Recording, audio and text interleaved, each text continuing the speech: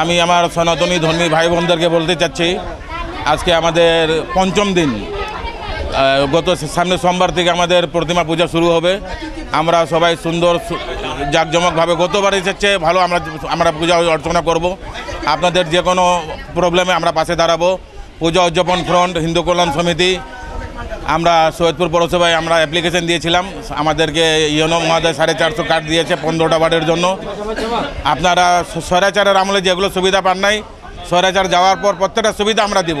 এখন আমাদের বড় ভাই রয়েছেন, বিএনপি নেতৃবৃন্দ, আমার প্রাণপ্রিয় সংগঠন সবসময় আপনাদের পাশে ছিল, আছে এবং ভবিষ্যতেও থাকবে।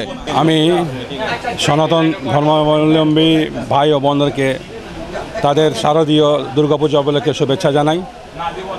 এই ইন্টারিম গভর্নমেন্ট ইউনূস সরকারের আমলে যাদেরকে যে সহযোগিতা দেওয়া হয়েছে বিগত এই স্বৈরাচারের আমলে 15 বছরে, তারা আজকে সংখ্যালঘুর দাবিদার, সংখ্যালঘুর নিরাপত্তার সংরক্ষণের দাবিদার, তারা কোনো কিছু করে নেই। কিন্তু আজকে ইউনো মহোদয়, সৈয়দপুরের ইউনো মহোদয় এবং পৌর প্রশাসকের মহোদয়ের অনুগ্রহে যে চাউল বিতরণ করা হলো, চাউল বিতরণ কর্মসূচিতে আমরা এসেছি এবং আমি পৌর প্রশাসক মহোদয়কে আন্তরিকভাবে ধন্যবাদ জানাই, তিনি সনাতন ধর্মাবলম্বী ভাই বোনদেরকে সহযোগিতা করেছেন।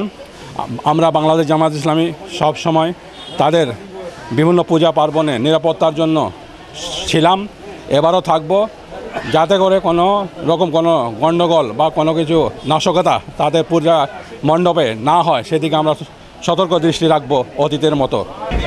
আমরা সৈয়দপুর পৌরসভার অন্তর্গত 450 হিন্দু ধর্মাবলম্বী যারা খুবই গরিব, তাদেরকে 10 কেজি করে বিশেষ প্রণোদনা বা বিশেষ বরাদ্দ দিচ্ছি চাল।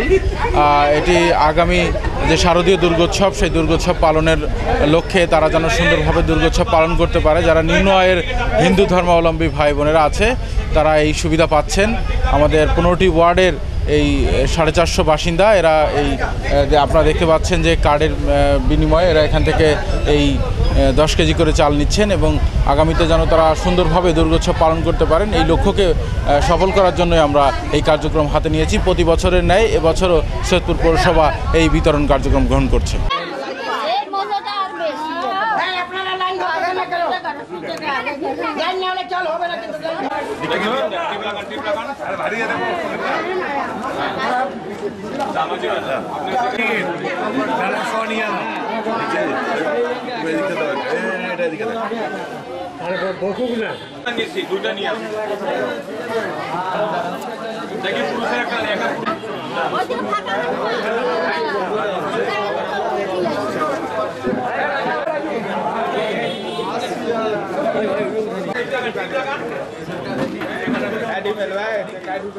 জায়গা তো হাত ধরেন না রে, হাত ধরেন, ঠিক আছে।